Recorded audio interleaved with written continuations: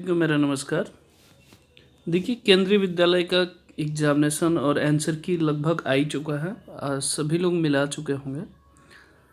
तो कब बहुत सारे जो विद्यार्थी हैं जो शिक्षक भर्ती के लिए तैयारी किए थे, उनको कुछ कन्फ्यूज़न है इंटरव्यू की तैयारी कैसे करते हैं और कैसे प्रश्न पूछे जाते हैं, चाहे कैसे क्वेश्चन पूछे जाते हैं।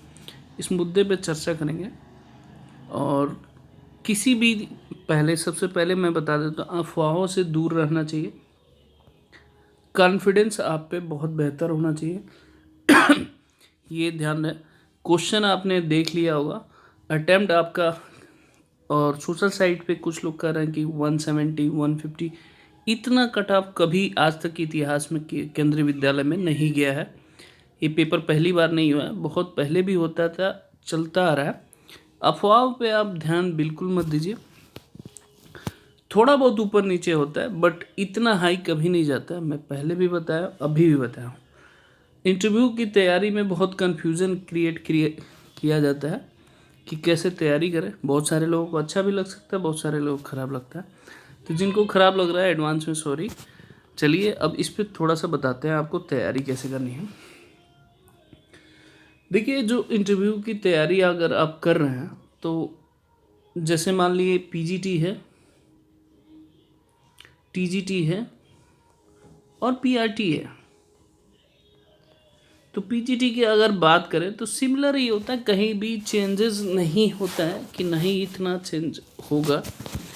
अगर पीजीटी की अगर बात करें हम, ये ध्यान रखें आप, पीजीटी का जो इंटरव्यू का, सपोज करिए किसी का भी मैं अगर बात करूं, तो आप 10th है,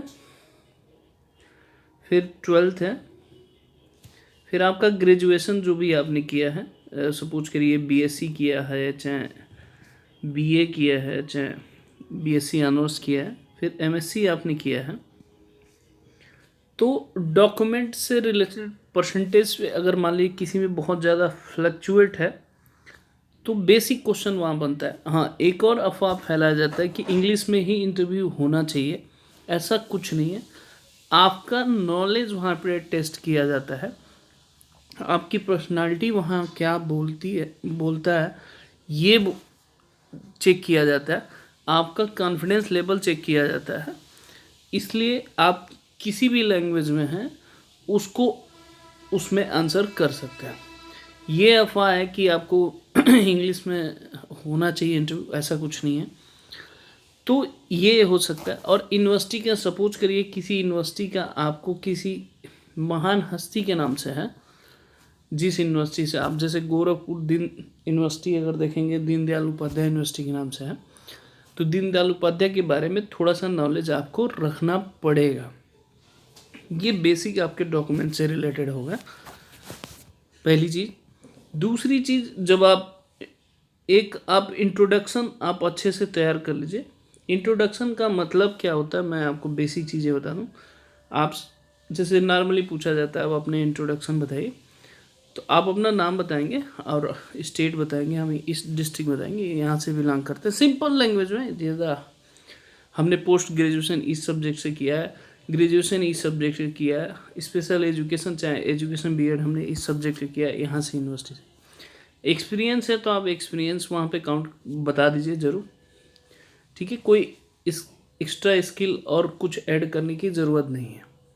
सिंपल इंट्रोडक्शन आपका वहाँ हो जाएगा। फिर आपको जिस भी, जैसे टीजीटी पीजीटी अगर आप जा रहे हैं,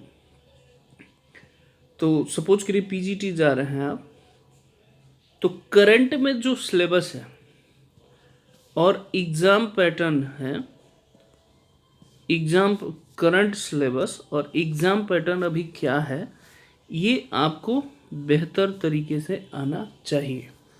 ये क्लियर है। चाहे किसी भी सब्जेक्ट का आप जा रहे हो, सेम चीज़ें अनदर में भी लागू करिएगा। सिलेबस आपको जिस स्टैंडर्ड का आपको पढ़ाना है, जैसे पीजीटी सपोज करिए 11th एंड 12th क्लास के लिए होता है, तो आपको 11th 12th का सीबीएसई द्वारा जो भी सिलेबस आपको दिया गया है वो, और पैटर्न क्या है, ये नॉलेज में होना चाहिए। और चैप्टर में आपको 11th 12th में क्या है, ज़रूर नहीं कि हर परसेंटेज आपको 100% हो, नहीं आ रहा है तो आप घुमाइए मत। कोई अगर सपोज करिए टॉपिक नहीं आ रहा, सिंपल बोलिए सॉरी, नेक्स्ट क्वेश्चन पूछिए। आप कोशिश मत करिए कि उनको मोटिवेट करके कुछ बताना, क्योंकि वहाँ पे जो बैठे रहते हैं आपसे ज़्यादा एक्सपर्ट वाले बैठे रहते हैं। सिंपल लैंग्वेज में अगर नहीं आ रहा तो डायरेक्ट बोलिए सॉरी, इसके अलावा कुछ कहने की ज़रूरत नहीं है। हाँ ठीक है, जो भी क्वेश्चन, जैसे मान लीजिए 10 क्वेश्चन आपसे पूछा गया, कॉन्फिडेंसली अगर आप 4 to 5 क्वेश्चन देते हैं तो अच्छे स्कोर मिलते हैं। ये जरूरी नहीं कि 10 के 10 क्वेश्चन बताएंगे तभी आपको स्कोर मिलेंगे। वहाँ सिर्फ पर्सनालिटी और टीचिंग स्किल चेक किया जाता है कि आपको पढ़ाने का फॉर्मेट क्या है। ये तो हो गया। फिर आप जब बोर्ड पे जाएंगे, सपोज करिए बोर्ड पे पढ़ाने जा रहे हैं, कोई भी 11th-12th का वो टॉपिक बोलते हैं, कभी कभी खुद बोल देते हैं वो लोग कि इस टॉपिक का आप अगर देखिए कोई भी टॉपिक, अगर सपोज करिए मैं मैथ्स का बता रहा हूँ, जैसे मैथ्स का टीचर हूँ तो मैथ्स का बता रहा हूँ, अगर 12th का करिए कि मैट्रिक्स आप रिप्रेजेंट करिए कि बच्चों के दिमाग से कैसे मैट्रिक्स वर्ड निकालेंगे, तो वो तरह की कॉन्सेप्ट आपको क्लियर होना चाहिए, चाहे 11th का है चाहे 12th का। अगर इस तरह का टीचिंग स्किल अगर आप देते हैं तो ये एक बेहतर इंटरव्यू आपका जाएगा। बिल्कुल घबराने की ज़रूरत नहीं है, कॉन्फिडेंस होना चाहिए। 11th-12th का सिलेबस पता होना चाहिए, चैप्टर पता होना चाहिए, क्वेश्चन का पैटर्न क्या है ये आपको आते रहना चाहिए, वहाँ पे कॉन्फिडेंस रहा। अगर ये आ रहा है, अगर आपको बोलने में दिक्कत आ रही है तो घर पे आप प्रैक्टिस कर सकते हैं कि किस तरह की पढ़ाने की स्किल देख सकते। जैसे नॉर्मली बहुत लोग पहली बार जा रहे हैं तो बोर्ड पे लिखने में काफ़ी प्रॉब्लम होती है। नॉर्मली अगर देखेंगे तो कॉपी पे बहुत अच्छा लिखते हैं, बोर्ड पे प्रॉब्लम होती है, अगर कहीं नहीं पढ़ाए हो तो दिक्कत बहुत फेस करते हैं। तो कोशिश करिए बोर्ड पे लिखने की, तो वो भी एक इम्प्रेस होता है, इम्प्रेशन बहुत अच्छा होता है कि आप बोर्ड पे कैसे लिख रहे हैं, ये भी एक प्लस पॉइंट होता है। तो इन दोनों टॉपिक को आप अच्छे से तैयार कर लिए, ऐसे ही क्लास वाइज आप TGT PRT के लिए भी सेफ स्कोर मेरे हिसाब से अगर कहेंगे किसी भी सब्जेक्ट का मैक्सिमम, अगर किसी लिटरेचर का देख लिया तो 70 to 80, इससे ज़्यादा 70%, 70 to 75% ही रहेगा अराउंड आप जर्नल का। तो अगर हैं तो सेफ जोन में तैयारी करिए। जो स्टैंडर्ड साइंस स्ट्रीम के तो लगभग 60 to 65% के आसपास इंटरव्यू कॉलिंग आती है, अभी तक का इतिहास है।